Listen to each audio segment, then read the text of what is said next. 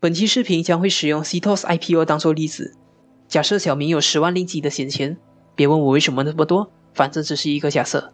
那么如果小明刚好想要申请 CTOS IPO， 并且有意把全部的闲钱都拿来申请它，那么请问，直接用10万令吉申请 CTOS IPO 的小明，到底做法对吗？给你3秒钟的时间考虑。3、2、1，答案是不全然对。当然小明有权利去分配资金的去处，但是直接把全部资金拿去申请 IPO 可不是一个聪明的做法。等你看完本期视频的内容，就能知道这个决定到底有什么问题了。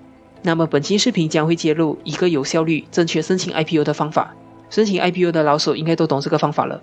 刚刚接触到 IPO 的新手们，这个视频可能可以帮你一把。如果你觉得本期视频不错，不妨给个 like 和订阅这个 YouTube 频道。那么现在开始进入主题。上一期在有关2家 Issuing House 的视频里，曾经展示过他们的 IPO 抽签结果，而且也说过所有 IPO 抽签结果都有类似的结构。这里是几档 TII Hash 有关的 IPO， 而这里是几档 MI Hash 有关的 IPO。2家 Issuing House 的 tier 结构有一些差别，而内部的 tier 结构也只有一丢丢的改变。那么到这边应该能理解到所谓的方法了。你只需要根据这些 IPO 抽签结果，使用 tier 的最低端股数来申请 IPO， 就是一个最有效申请 IPO 的方法。就拿刚刚提到过的 CTOS IPO 为例子， CTOS IPO 抽签结果如下。不知道这个结果要在哪里寻找的观众，可以回看上期视频的内容。以 CTOS 的 IPO 价格 1.1 令吉来计算，小明的10万令吉大概可以申请909 lots 的 CTOS 股票，也就是 90,900 units。 就以900 lots 当做一个简单的例子。那么在这个 IPO 抽签结果中，900 lots 的申请将会被归类成 Tier 9， 也就是在500 lots 到999 lots 的区间之内。那么在这个抽签结果中，在 Tier 9所有成功的申请都会分配到180 lots 的 CTOS 股份，这样小明的900 lots 申请就和 Tier 5最低的500 lots 申请都有同样的结果。那么为什么还要申请900 lots 呢？我们来算算看。900 lots 大概花费10万，500 lots 则是花费5万5，两者在成本上有大概1倍的差距，但是成功抽中 IPO 的结果都是一样的。小明就这样浪费了4万5的机会成本，更别说还要等待几天后资金才能回来。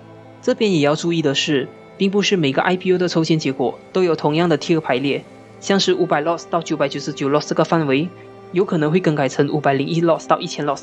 例如 Nextcoin IPO 就是这样，如果你申请了500 lots， 但 IPO 的底部是从501 lots 开始计算，那么你就是在之前的一个 tier 用最高的资金来申请 IPO， 但待遇却和201 lots 的 IPO 申请是一样的。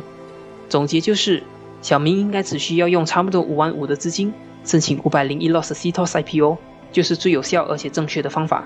我这边有一个 Excel 文件，可以显示如何用最低的资金有效率地申请一档 IPO， 就用接下来的 IPO 之一 CEKD Berhad 作为演示。根据官方披露的文件， CEKD 的 IPO 价格为每股 0.36 令吉。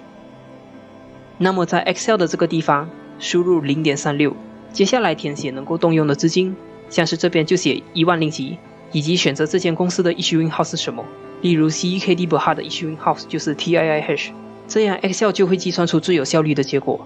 按照1万令吉的资金， Excel 建议是以7236令吉申请201 lots 的 CEKD 股票。而下面这些排列显示每一个 tier 最低的资金要求是多少，像是你的资金还未达到 Tier 7的最低要求18000令吉之上，那么就用 Tier 6的最低要求7200令吉来申请 IPO 就是最佳的选择。最后做个总结，无论是任何价格或是哪一个 Issuing House IPO， 这个方法可以适用于任何一档 IPO。 有兴趣的各位可以先留个 like 和订阅这个 YouTube 频道，在资讯栏里面的 email 地址或是我的博客中就能够找到如何获得这个 Excel 文件的方法。那么本期视频到这里就结束了，我们下期视频再见。